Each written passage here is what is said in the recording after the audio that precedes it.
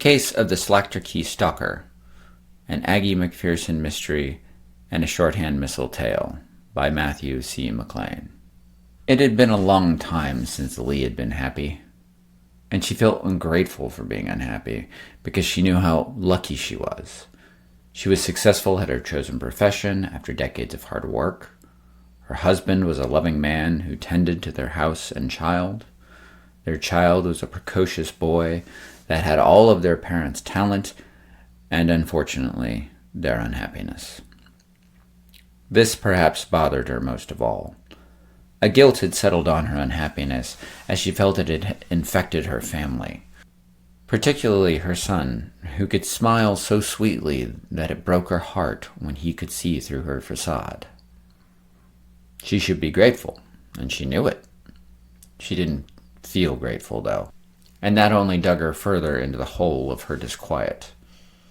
As an actress, Lee had worked hard to be successful and gotten lucky, an essential combination in such a competitive field.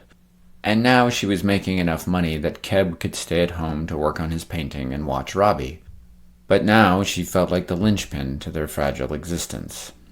It was on days that things were their worst that she rose before dawn, while Keb and Robbie were still soundly asleep, strapped on big sunglasses despite the dim light, and took the train to the day's shoot. She could have called for a ride, but without the makeup or clothes that wardrobe would layer her in, she'd feel as ugly on the outside as she did on the inside. Like that, she'd crowd into a train with people who looked mostly as surly as she felt, in the hopes that it might make her realize how much better she had it. It never worked. Waiting on the platform on a particularly bleak Wednesday, she heard someone call her name. There was a young man there, handsome in a sort of bland, sandy way, that somehow, without the makeup, without the lights and the perfect camera angle, smiled with the recognition of a fan. She smiled back, feeling her soul retreat behind the walls of her cynicism. Would this one fawn over her, make demands, or become irate when Lee inevitably had to extricate herself from the exchange so she could get on with the business that had made her famous to begin with? This young man, though, just smiled at her through bright brown eyes and said, "Love your stuff. You should be really proud of yourself. You've made a lot of people very happy." Lee stood, mouth closed, not sure what to expect next, afraid such kind words would be followed by some demand or request. This one, though, continued to smile and let his words sink in as the train's doors opened. With nothing else, he wished her, "Well, keep up the good work." He stepped onto the train, the pneumatic doors closing behind him, leaving Lee on the platform with the knowledge that, for some people, she made the world a brighter place. When Lee arrived home, she hugged her husband hard. Keb was at the kitchen sink, washing up whatever pile of dishes had accumulated in the course of a day of feeding their child. He let out an exhalation that became an exaggerated groan as he realized he was in the grip of his wife's enthusiasm. He smiled over his shoulder at her, her face buried in his back. "Hi, how was your day?" Lee loosened her grip enough to look up at her husband and share the grin with him she'd been wearing the entire ride home. "It was the best day I've had in a long time." "Really?" Keb tried to keep the surprise out of his voice, grabbing a towel. "You certainly worked late enough." Lee let go of her husband and began unwinding her scarf, walking to the dining table. "I know, I'm sorry, but things just clicked today." Keb tamped down in envy, putting his thumb on that gremlin as he dried his hands. "No trouble. I got Robbie fed and he'll be down to work on his homework in a bit. You can help if you've got the energy." "That sounds great." Lee surprised Keb again with her answer. She usually came home drained. Happy to see his wife happy, but curious, he asked, "Something different happened today?" "Yeah, it was the strangest thing. A fan came up to me at the station." Keb slowed the process of drying his hands, unsure of how to proceed into the potential minefield of his wife's fame. Oh, and how did that go? He was lovely. He didn't yell, "Hey, are you famous?" or hit on me or demand a selfie or autograph or just keep talking and not shut up. He just said I made a lot of people happy and I should be proud of myself.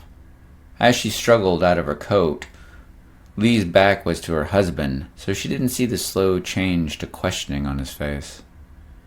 And then he just told me to keep up the good work. That's it. Placing her coat down, Lee turned to her husband, about to expound on this last part, when she stopped, seeing that he was covered in splashes of primary colors. These were not the hues Keb usually worked in, nor was the untidiness. For an abstract painter, he was meticulous. But here he was, looking like he had been involved in a finger-painting riot. What happened to you? Keb looked down on his smock, his curiosity about the stranger displaced by his own mess. Oh yeah, me and Robbie worked together in the studio today. What? A small jealousy stabbed at Lee. You never let Robbie into your studio. Or me, she didn't add. Keb finished drying his hands, embarrassed by this truth. He guarded his time in his studio, never letting his wife or son in when he was trying to do serious work. He shrugged sheepishly, an action that Lee always found endearing in such a large man. It's strange, but I had a similar experience today. How do you mean? We were playing at the park. Well, Robbie was playing and I was watching him from a bench. Keb left out, feeling sorry for myself, instead continuing with, and this guy sat down next to me and bummed a smoke. Lee clucked, unhappy about the habit, but Keb plowed on. Then Robbie hurt himself on the swing, and, I did the dad thing. Lee held her tongue again, frustrated by Keb always minimizing how good he was at the dad thing, but not wanting to turn this into another fight.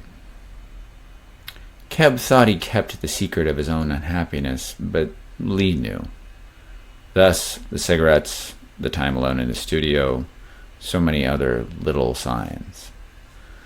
Anyway, when I got back to the bench, the dude had this big grin on his face, and he told me what a great dad I was. I don't remember exactly what he said, which is a bit weird, because I sat on the bench and I thought about it a long time. Keb's expression took on the same wondering cast it always did when he ran into something strange in the city. That was Keb, unable to take praise, but Lee asked, "What did you think about?" "Oh, just that I've been silly keeping Robbie out of the studio. It's not that I don't need the time to myself, it's just most of the time these days I'm experimenting, so what does it matter if he's there?" Keb smiled at his wife. "Robbie is an agent of chaos anyway, so why not introduce that? Couldn't hurt, right? I mean, it's not like the art I've been making has been selling." "Keb, don't Keb me. I'm not feeling sorry for myself. It's true. When we came home, I just brought Robbie into the studio and we painted together for a while. It was great fun." He gestured to his paint-covered schmuck. "And he's got a great eye for color." "Well, that's fantastic." "It is." "Then why do you seem sad?" Oh, I'm not. It's just... Do you know how long it's been since I enjoyed painting?" Lee laughed out loud. "I do." Thinking of how similar her own day had been, she added, "I guess we all need our sandy pale boy to show us what we've been missing." Lee's chain of chuckles stopped with Keb's question. "What did you say?" "Oh, it's just today on the set. Everything went really well." "No, I mean about a sandy pale boy." "Oh, the stranger on the subway," Keb interrupted, "was about yay tall, sandy hair, pale face, bright green eyes." Lee side-eyed her husband, his hand held up at the height of her stranger. I think he had brown eyes? Husband and wife stared quizzically at one another, forming questions when they noticed Robbie standing at the door of the kitchen. He was staring at them with his knowing eyes, the ones that made Lee always think of that old soul phrase that she disliked so much. Bundled in his small arms were a ruler, glue, scissors, and batches of colored construction paper, all promises of a school project. Instead of greeting them, though, their son smiled. "I saw someone like that today. I know you say not to talk to strangers, but he was just nice, and then he left." Lee and Keb stared at each other. At the same time, they turned to their son and asked, "What did this person look like?" Lee stared into the violet eyes of Aggie McPherson, trying not to feel foolish. Not only was her story difficult to convince herself of, but the detective had stared at her throughout the telling with a kind of indifferent intelligence that made Lee uncomfortable. "Well, that's all very interesting, Mrs. Snow, but I'm not sure how I can help." Lee continued to stare at Aggie, thinking about the pebbled glass on the door with its stenciled words, Aggie McPherson, Spectral Analysis, and wondered what she had come here expecting. "Well, I knew I couldn't go to the police. I mean, what was I going to tell them? Hello, my family is being stalked by a polite young man who says the nicest things. I don't want to think about what would happen if the tabloids got a hold of that." Behind her desk, the diminutive detective smiled mischievously. "No, I suppose not. So let me ask, do you think you or your family are in danger?" "Well, no." Aggie stood up and moved around her desk, revealing small, well-shined shoes at the bottom of her well-tailored suit. She sat in one of the chairs across from Lee, facing her without the barrier of the desk between them. Still, she had the smile, but there was a kindness to it that hadn't been there before. "Miss Snow, may I call you Lee?" "Of course." "What I can tell you is that Slakterqay has had stories of this young man, in one capacity or another, for quite some time. If you were to spend time combing the city, you'd eventually find a number of strangers with similar stories, meaningful, positive messages delivered to individuals in a time of need by a young man matching a strikingly similar description."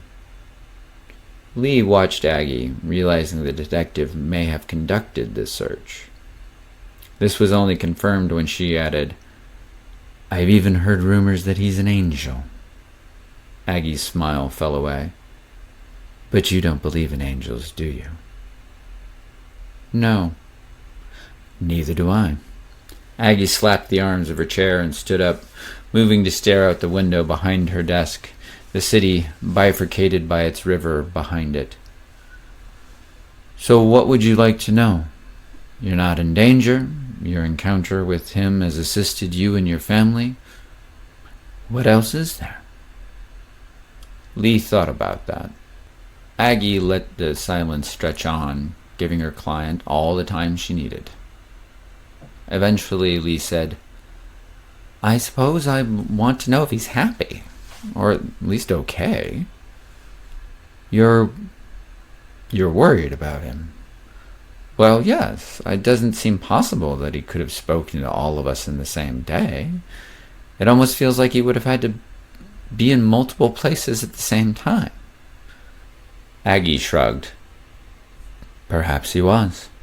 But I think you'll have to accept this as one of Slakterqay's more benevolent mysteries." She walked back around her desk, extending hand with well-polished nails. Lee took her hand gently, standing as she did, unaccustomed to being the tallest person in the room. "It's a pleasure to meet you, Miss McPherson." "It's just Aggie. Given the discretion I'm sure that you would like, let's just stick to first names, Lee." Lee smiled, happy at least to have one desire satisfied.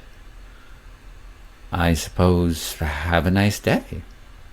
You as well. When Lee left, Aggie returned to her desk and picked up the sole framed picture on it. It was of a pale young man with brown hair and bright hazel eyes. She stared at it for a long time. Come back to me, you idiot,